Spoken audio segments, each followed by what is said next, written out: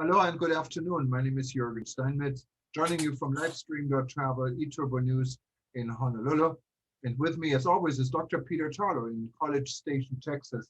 Since we always start with the weather, I can tell you it's beautiful here. I can't wait to get out. It's a really sunny beach day. Record arrivals. I understand yesterday we had 36,000 arrivals in Hawaii, what is more than even in our top days. And they're only from domestic destinations. So tourism is booming. The weather is beautiful. And times are changing. I mean, we can see the end of the darkness here. How are things in Texas, Peter? Well, it's obviously it's not a beach day in College Station. That's we don't have an ocean, but it's typical summer weather. It's now warm, about 35 degrees Celsius, about 95 degrees Fahrenheit. A little bit humid, so I tell people it's like living in a warm bottle of oil of Olay. That's why our skin is beautiful. We don't have wrinkles because it's good and humid here. The and it's really summer here because of the fact that this is a college town and the school is not in session. So really, we're the opposite of Hawaii. This is more people are leaving than coming. But summer school will be taking place soon. And when that happens, then a whole bunch of students come back again and the city kind of gets back to normal. But I think the weather is really typical of the fact that there's a rebirth of tourism. And you mentioned that in Hawaii. And I'm seeing that all over the world. And I think we're seeing that airlines are, again, increasing tremendously, where it was that maybe when you came back from Germany, maybe there were 10 people in the economy section of the plane. But now the flights to places that are open are really full. Absolutely. And my daughter's going to Greece, and that flight's really full again. You know, it's a nonstop flight. I'll be in Israel soon, and again, the flight is totally full. So it's kind of an interesting phenomena. I think people want to travel, and wherever is open, they're going to go to travel. Yeah, and this is definitely a trend right now. And if you see flights, yes, they are going full. On the other hand, they also get expensive. Yesterday, Yes. I looked at flight costs to go, for example, to Guam, to our neighbors here, and you cannot get a ticket for less than $2,800, and the flights are empty. So That's a economy ticket from Hawaii to Guam. ticket, yes, a business class was 5,800, and I looked at for an entire month every day because sometimes you see various days less. So Yes. tickets are expensive. Strangely, also to Europe, it depends where you go. Tickets to Israel, for instance, I checked, are quite reasonable. Tickets to the United Arab Emirates are cheap. You can go from Los Angeles to Dubai on United and Lufthansa for less than $800. If you do get off in Frankfurt and come back from Frankfurt, this fare goes up to almost $2,000. So there are some really shifting in Yes. price Yes. Yes. structures and so forth. Yeah, and I noticed to Israel it was around $1,200 in economy, but if you wanted to have business class, it went up to almost $8,000. So the jump was hysterical. It was incredibly big, and that was really you could maybe find a bargain at $7,000, but that's quite a lot of money for a 10-hour trip. Yeah, I think the vaccination is really the key. Americans are step by step feeling more comfortable traveling. I hope our restrictions will be adjusted, that people who did receive the vaccine have an easier way of getting from place A to B. So far, a vaccination certification is still necessary to enter the United States. The United States is still closed for most visitors. So hopefully with the G7 ongoing in Europe, this is something what's on the agenda and will change very soon. Well, the G7 has ended now, but Yeah, the G7 results, yes, we're hoping. yes. So we'll have to see what they. I'm not sure they spoke very much about tourism. One of the big things they were interested in is having a universal tax, so that you wouldn't have a corporation going from one country to another, which is kind of scary if you think about a universal tax. Um, But one of the issues that they are going to have to think about, and the real major issue, is energy and the issue of the the inflation in energy. So that's one of the reasons you're seeing this incredible rise in lots of airline prices, because energy prices are going through the roof. And then there's a whole issue, you know, we stopped the Keystone pipeline, but then we gave Russia permission to run its pipeline into Europe, which has both geopolitical issues and it has energy issues. So I think that's going to be something the tourism industry may have to face for a while. And that is the fact that there may be very high costs of tickets and of airline tickets. And I wonder how that's going to impact tourism around the world. Maybe people will put it in part of their price, or maybe they'll go by car and it'll be more domestic travel, and long-term travel may fall apart. Who knows? Well, I don't know. Right now, the price picture is really unpredictable. You have Yes, it is. tickets within the United States are extremely cheap. I don't think there have been any lower price tickets as long as I can think of in the recent history, and people are using it, and flights are full. So tickets are really not going up in price; they're going down. Well, they But are. We had the biggest jump in prices in the last 20 years. Inflation. Matter of fact, Hawaii is one of the 4 biggest states that's suffering from inflation, and that's dealing with issues of food, transportation, medical care, and housing. And Hawaii is doing quite poorly in all 4 of those categories on a national level. I can't speak on an international level, but this was the biggest inflation jump last month we've had in close to 20 years. So there are issues. Flights are irregular in the United States. You're right. Some places you can get, bargains, but on the other hand, some of the flights going to, say, Texas to Washington are incredibly expensive. So it's where you're going and how you're going. But airline travel did go up about 4 to 5% across the board last month, which was quite a big inflation. yeah, and I did a little bit of comparison in regards to vaccination rates in countries, and where tourism seems to be coming out okay. And North America is definitely one of the countries where we currently have a total of 37.95% as of today of people received at least 1 dose of the vaccine. If you compare this with the world average of 11.25%, we're 3 times ahead. US is doing very well. And then again, strangely, United Kingdom with really big problems with the new form of the virus has 58.85%, what is quite a bit higher than the United States. And then topping of our major countries, Israel with 63.03%. So it's tourism between, I think, Europe and North America, I think will relaunch pretty soon. Yes. I don't see any more justification of having this delayed as it is right now. Tourism to Asia may be a challenge. And Yes. We don't know, and also Australia, these are all areas they're not as Those are long, from the United States, those are long haul flights. Speaking of Asia, how do you see the Asian tourism world going? I know that we've done some talking about Indonesia in the past, and Indonesia was, in the pre-COVID world, a major tourism attraction, especially Bali. Do you see it coming back soon, or are the Indonesians going to have to come up with some sort of special conferences and other things to kind of make it work? Well, conferences, of course, are exchanges of ideas, and I think this is very necessary for a country like Indonesia, anywhere in ASEAN right now, to do this. And I think Indonesia is proactive in doing this. If you again look at the vaccination rates, Asia only has 7.24%, and Indonesia only 7.19%, what is even below the Asia rating. And then you have Bali, what is a major tourism destination, where the vaccine is almost hitting 30%. So there has been an emphasis on relaunching tourism in countries like Indonesia.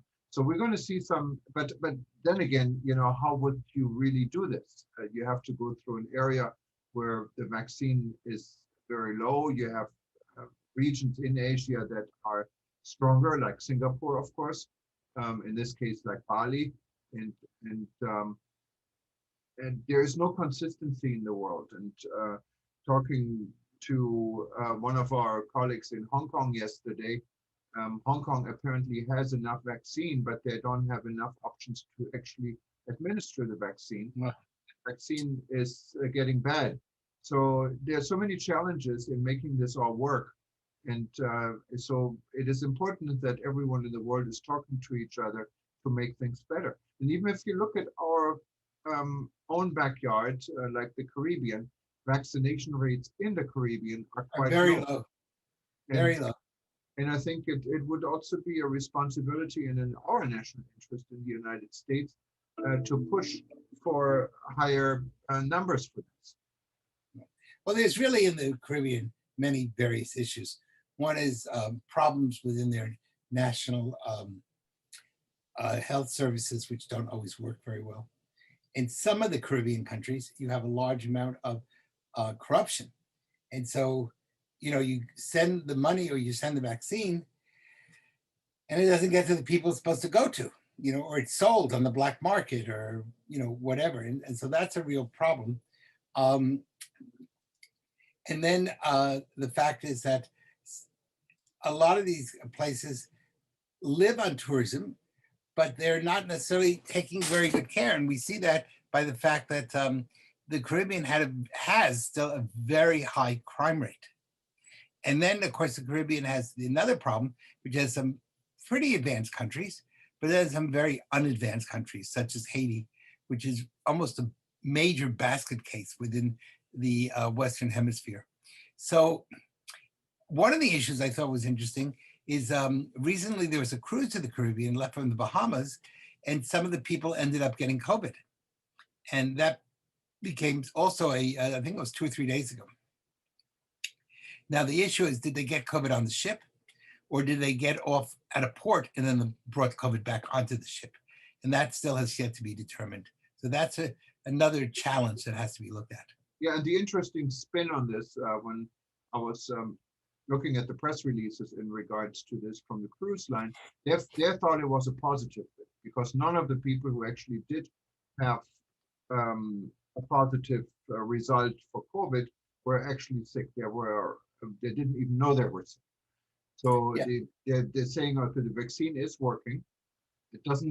It's not always a guarantee that you cannot get it. There's, I think with Pfizer, about a 3 or 4% chance you can get it. Yeah. But if you get it, chances are you get a very, very mild version. Very mild, exactly. And they've always said that right from the beginning, that if you were vaccinated, you wouldn't die, you would not need a respirator, you probably would not need to go to a hospital, but that you could have, like a cold, a mild case of it. And the only problem in tourism that still is a problem is if you test positively, if you test as positive, you still can't get on a plane to get home. So even though you don't feel sick, you're now stuck in quarantine for an extra 2 weeks. And that's a real issue, as you know, because you were stuck in quarantine in Hawaii, in your own house. Well, I'd rather do it in my own house, to be honest, Yes. than in some strange place. And you don't know if you're going to get sick or not and what type of help you can get. And But you're also paying each night for a hotel room. yes, and then of course there are tourism destinations, for example, in the Seychelles. They actually put you up in a hotel for 2 weeks free of charge, and you can enjoy an extra vacation. So if you're vaccinated, chances are you wouldn't even know, so you can still go and enjoy the tropics. But of course, this may be very different in some cases.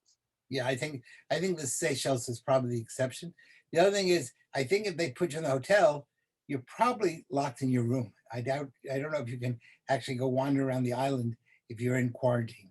No, I mean, it's saying if you're locked in the apartment, I went through it for 10 days.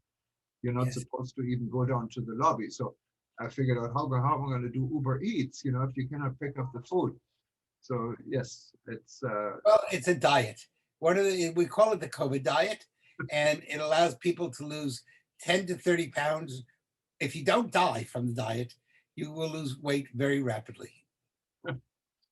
Well, it's still uncertain times, but I think Yeah. at least we're privileged enough here in the U.S. that we do see really some progress At the here. end of the tunnel. It's good Well, because otherwise, I mean, this has been long enough, and it's time for changes. And let's see how those that are privileged like us can help the rest of the world to catch up. well, I think that's a good place for us to end for this evening, and we'll continue tomorrow or the next day. So looking forward to speaking to you. Speaking of food, I think you're ready to go out to have lunch. So as they say in German, bon appetit. Have a great, and enjoy your lunch. And best regards here from Texas, where we just finished dinner. Take Well, care. bon appetit, of course, is the French version of the German, but it's good. I know, but I had to pull your leg. All right, How do you say bon appetit in German? guten Appetit. That's why it's better to say bon appetit. All right. It sounds All more right. exotic and it sounds more expensive. Okay. Yeah, it certainly sounds more delicious. So so go for bon appetit. All right. Have a bon appetit. Have a wonderful lunch. Bye-bye. Okay. Thank you, Peter.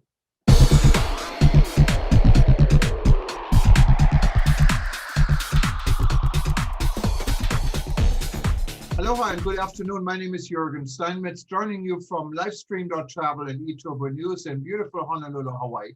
Today, we're going to go zigzag around the world. We're going to go to Paris. And from Paris, we're actually going to go back to Asia and talk about the Asian Leadership Conference organized by Amforht. And we will hear a little bit more about Amforht stands for, what it is, because we're talking to Mr. Amforht, the CEO of the organization, Philippe Francoise, and he is joining us from Paris, I believe.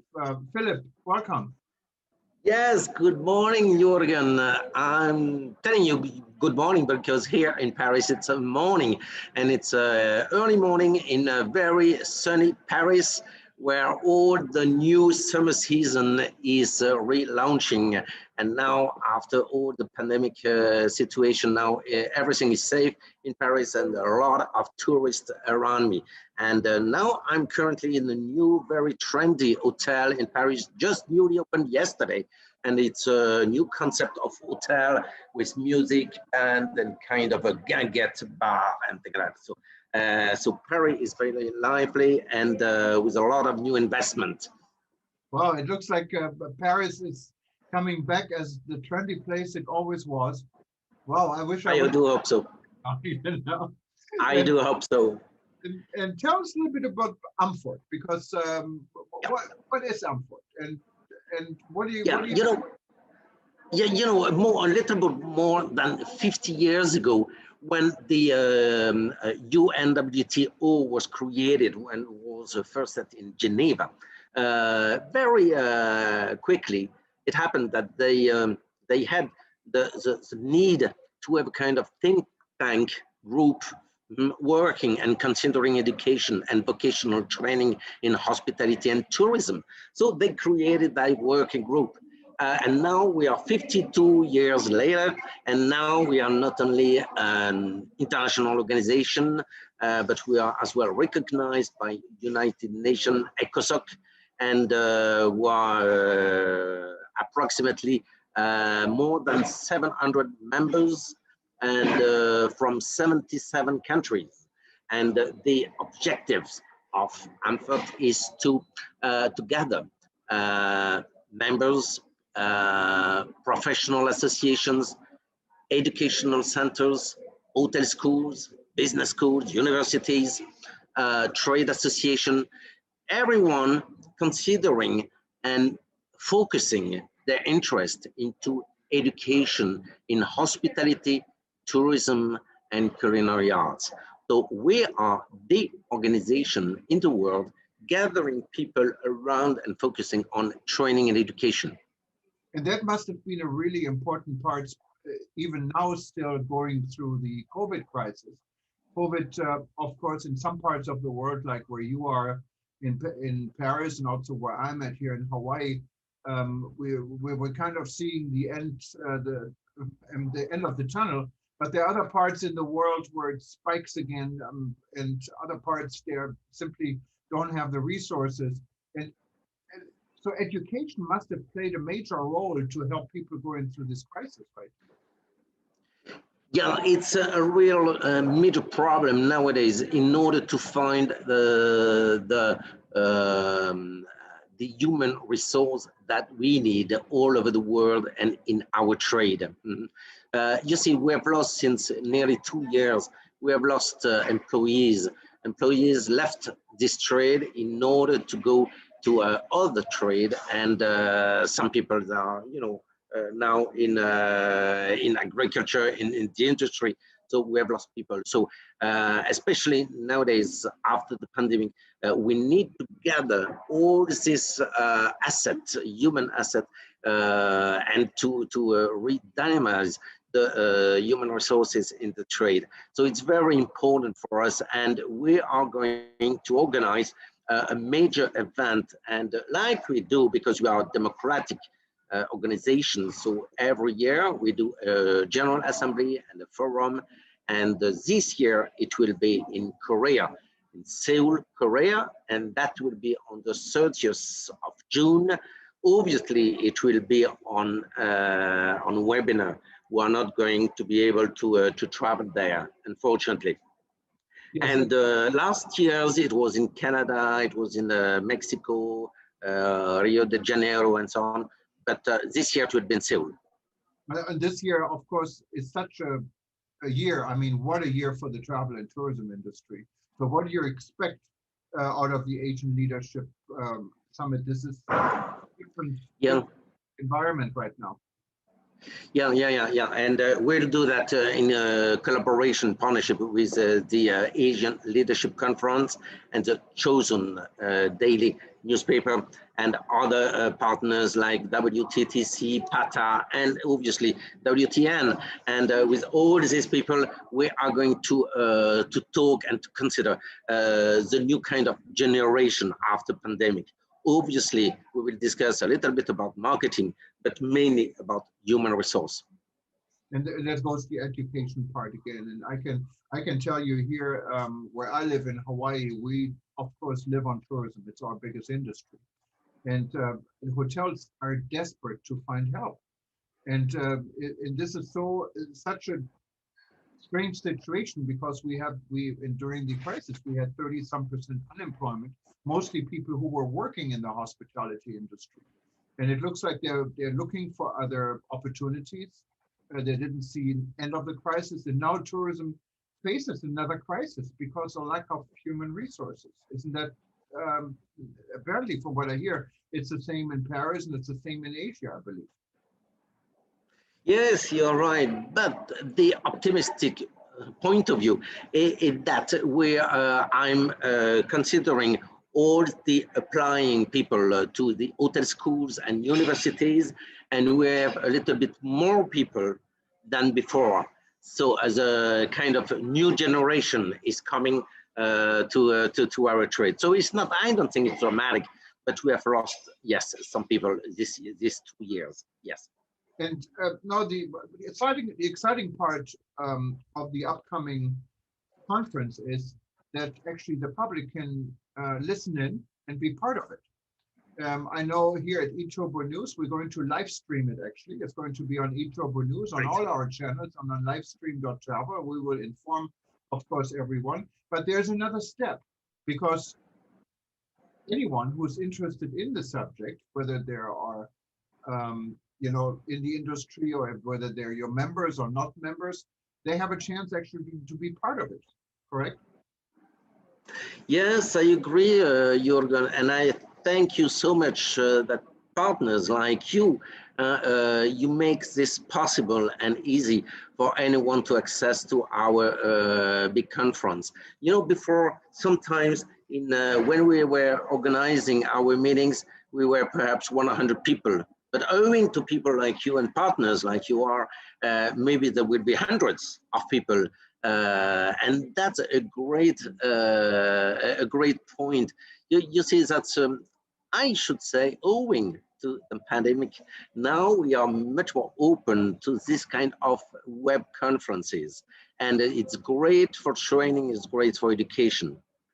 Yeah, and basically anyone who's listening in right now and wanted to be part of it, you can see the website actually on your screen right now. And Yes. you go to this website, click on it, sign up, and you will get an invitation from Amforht before the event. And you get a Zoom link, I believe. I assume everything is on Zoom these days, or whatever system you're using. And you can just be part of this conference. So it's Great. And anyone can go as well on the website of Amforht. Amforht is AMFORHT.com. Amforht website, and they will get as well the link in order to attend the meeting. Perfect. Yeah. So just go to amforht.com, I believe. Yes. Or you can go to the website you see on the screen and sign up. And we're going to also have it on World Tourism events. So whenever you wanted to sign up for an upcoming event for eTurbo News or for the World Tourism Network, and I can tell you that Philippe is also a board member of the World Tourism Network. You can simply go to the website, and you find all upcoming events. So it's an easy system to be a part of the international tourism scene. And what makes it really exciting, because in the COVID age and in the Zoom age, these type of conferences where you otherwise have to spend thousands and thousands of dollars in time to travel to, really didn't have the opportunity to meet everyone and invite everyone to be part of it. So we're very excited to be able to work with you on this. And I think many of our readers, and if I'm speaking for World Tourism Network, also many of our members are excited that they can join your conference on June 30th. Well, this is exciting times. Hopefully we're going to talk to you again before the conference, get everyone even more excited. And you enjoy your hotel in Paris, and hopefully this is not hopefully, I think it is a good sign that you're smiling and that tourism is coming back. And we have the G7 meeting going on as we speak. So I just saw a press release published in eTurbo News about London Heathrow appealing to the G7 ministers to open skies and reopen skies between Europe and the between the European Union and the United States and Canada. And I think this would be a wonderful opportunity to do this. And we see how things are going in Korea, in Asia, a different part of the world. I think at the event we will hear from Paul Hardy, who's the head of PATA, Pacific Asia Travel Association, based in Bangkok. And you know, PATA was actually started here in Honolulu, in Hawaii, where a partner area. So we're also excited to hear from them. And there's going to be many more high-level and known people at this conference. And we're going to report about it at eTurbo News. And we're going to be in touch with Philippe to learn more as we go. Well, merci beaucoup, Philippe. Thank you very much. Aloha from Hawaii. Thank you, Juergen. I'm very excited to welcome all of you in Seoul, but by the web. And that will be on the 30th of June. It will be during the afternoon as far as the Western Europe is concerned, time on the afternoon from 2:30 up to 4:30, and you will get the link in order to be able to be with us. So here from the sunny Paris and the Chouchou Hotel, and you can have a look at that at the Chouchou Hotel. And so hope to see you maybe one day in Paris as well, yourself, Juergen. And thank you so much for this moment. Thank you, Philippe. You have a beautiful day. Enjoy. Thank you. Bye.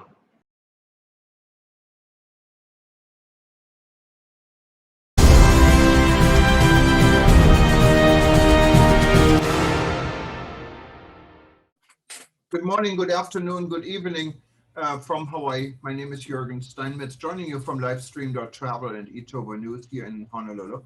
With me, as always, is Dr.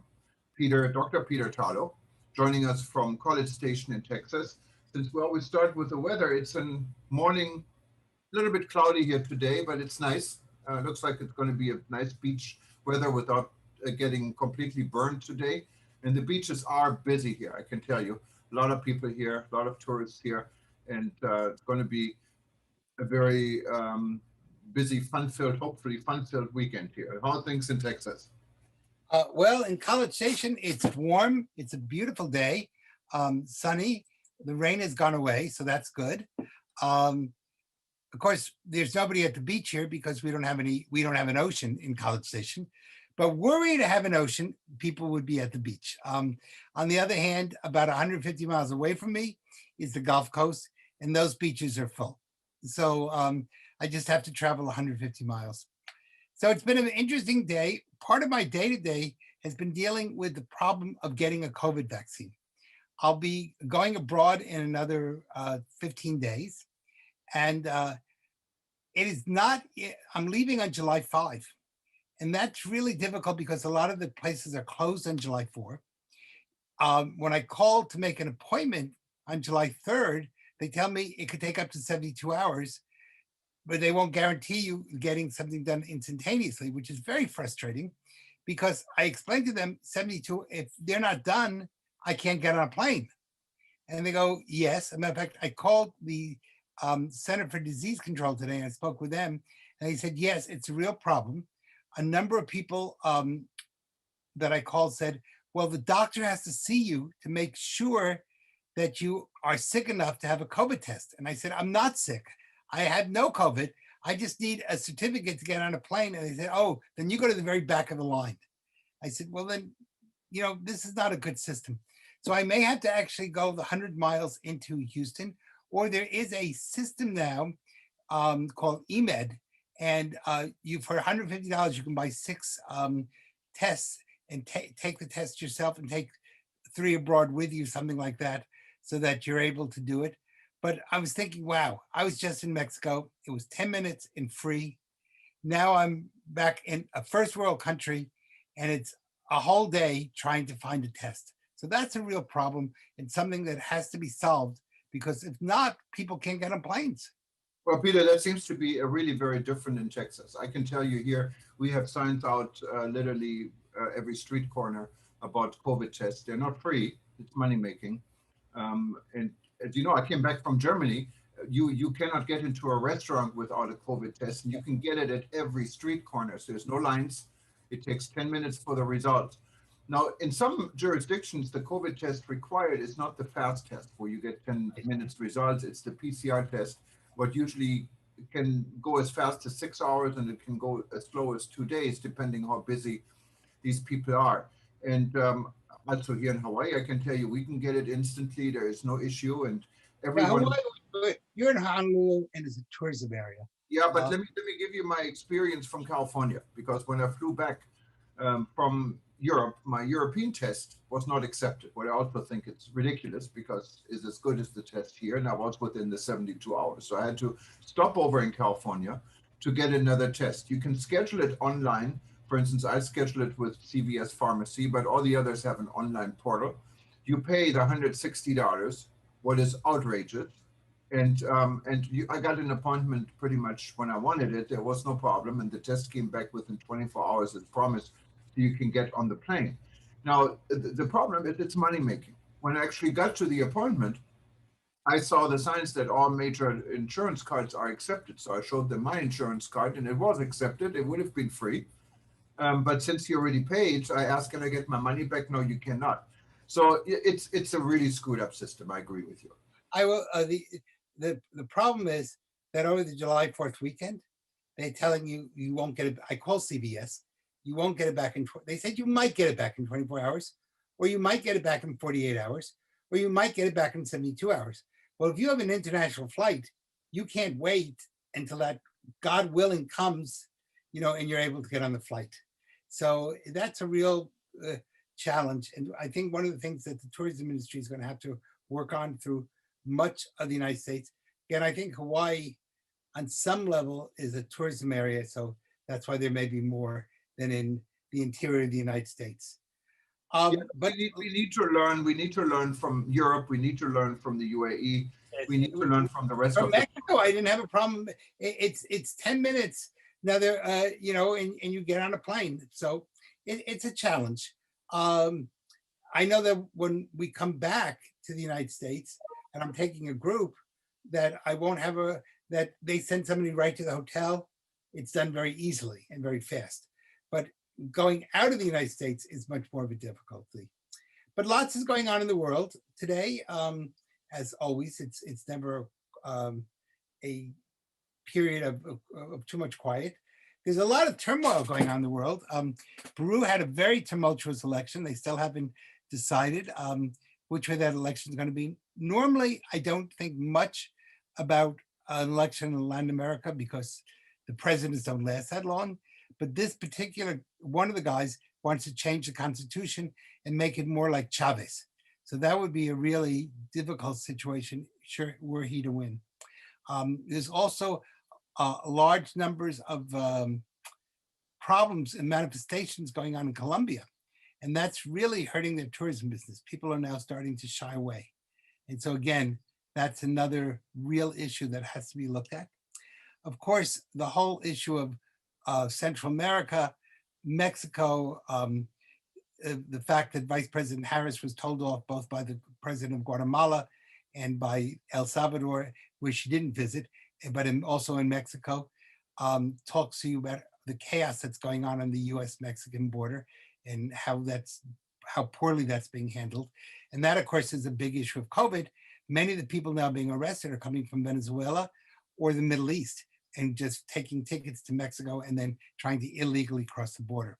So that's going to be a big tourism issue for the southwest part of the United States. So that's a real issue. One of the issues in crime that's kind of interesting, the newest crime statistics show that places like Baltimore and Los Angeles and St. Louis are more dangerous than Guatemala City and San Salvador. And so if you're doing it by number of people killed per million or by 100,000.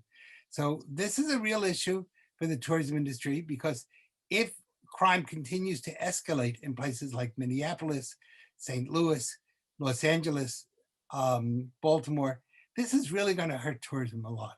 And people are going to, and especially as we approach the summer season, when often it's hot, people's nerves are on edge, and all those take place. But there's also some good news that's taking place. So I know that you're going to talk just a second about the fact that both Spain and France are kind of reopening to Americans, and that they're going to be, hopefully that'll be a really pleasant summer for people who might, assuming you can get your COVID test easily, to go abroad to those places. Yeah, no, absolutely. And COVID, it's not only testing, we need to get the vaccine out. The vaccine is really the key for everything. And then, we get people resisting it. What is quite, for me, it's quite difficult to understand why. And we're getting reports now this morning from Seychelles that actually a person who was fully vaccinated by the Chinese version of the vaccine, I have to add to it, passed away on COVID. So, we get so many different stories, but overall, I mean, we can see it in this country. The vaccine is working. It helps the economy to restart. It puts a positive light and it puts a positive atmosphere, into this COVID situation. And I think it is absolutely ridiculous that we have to reward people with $1 million lotteries to get this vaccine. And I don't know, it really makes a joke out of what people think in this country, I have to say. And hopefully people understand the vaccine is not important for others to look good. It's important for you to stay healthy. Yes. The one area that it will have to be discussed is, will they give the vaccine to children or not? We do know now that young men are having some problems, heart conditions, after taking the second doses of the vaccine. But that's basically for young men around the ages of 15, 16. And the CDC is exploring this. And it may not be necessary. Matter of fact, I don't think it's necessary to give small children the vaccine. They don't spread it, and they tend not to get it. On the other hand, people my age or your age, we should all be vaccinated. And if you're over 20 years old, get the vaccine. Under 20, we can talk about it, but over 20, you should be getting that vaccine. I agree with you. And certainly you and I who are in the United States are very lucky, because I think it's probably no doubt the best vaccines are either Pfizer or Moderna, with then right behind the Johnson & Johnson, but the American vaccines are extraordinarily good and well tested, and many parts of the world are using those vaccines very successfully. Yeah, no, absolutely. Well, we have a busy day actually tonight, what is tomorrow morning, on Saturday in Europe and in Africa. We have the relaunch of the African Tourism Board. We're going to broadcast live, so you can go to worldtourismevents.com, find this one, so you can be part of it. It will be relaunched in the Kingdom of Eswatini, so we're excited to be part of it. Also, we have a number of events coming up in the next few days and few weeks. You also find them on worldtourismevents.com. Yesterday, I had the pleasure of speaking with Philippe Francoise. He is the CEO of Amforht, what is a global organization of tourism leaders. He's based in France. And you will hear a recording for this interview now, after this news broadcast. He will be joining us from France, from a brand new hotel, and we're going to be talking about the reopening of tourism in France and an upcoming conference they have in Korea. Well, it's a virtual conference, so it doesn't really make any difference, but it's the Asian Leadership Forum, I believe. Yeah, you can be any place in the world to go to that conference. Yes, you can. And we're also going to add this to our portfolio, so anyone who wanted to attend this one, look it up. But speaking of conferences, I'd like to say that it looks like, it's not 100% sure, but at least pencil in that we are going to be doing a new conference in Reno, Nevada. It's called the International Tourism Security Conference at Reno, and Reno is sponsoring it. It'll be a wonderful relaunch of back to going to conferences rather than doing virtual conferences. And it'll be for anybody interested in issues of tourism security. So that's not one, it's pencil it in. It's not 100% definite yet, but certainly the city of Reno is considering that. So hopefully that will be, and we will co-sponsor it with the World Tourism Network. So it's going to be a World Tourism Network and then Reno, Nevada joint conference dealing with one of the major issues of the World Tourism Network, and that is providing safe travel, both from the perspective of health and also from the perspective of physical safety and security. Yeah, and if you haven't joined the World Tourism Network, please join us. You will meet people in 127 countries, global network. We started more than a year ago. Just go to WTN.travel. Well, Peter, I wish you a very nice weekend. And I hope you're staying healthy. I am. As you say, and aloha from Hawaii. Yeah, as I was going to say to you, rather than just Shabbat Shalom, I was going to say Shalom HaShalom. Shalom. Or Shabbat Shaloha. So you have a wonderful, take a little bit of rest because you've had a really hard time. And for people who wanted to know what happened, why we weren't on the air a bit, there were some real technical problems that you can see how tired Juergen is in his face in fixing those problems, but they're fixed, and God willing, that'll be the last problems we have for a while, and we'll be back next week on a regular basis. So, Shabbat Shalom. Shalom. Yeah. Take care. Bye-bye, Peter.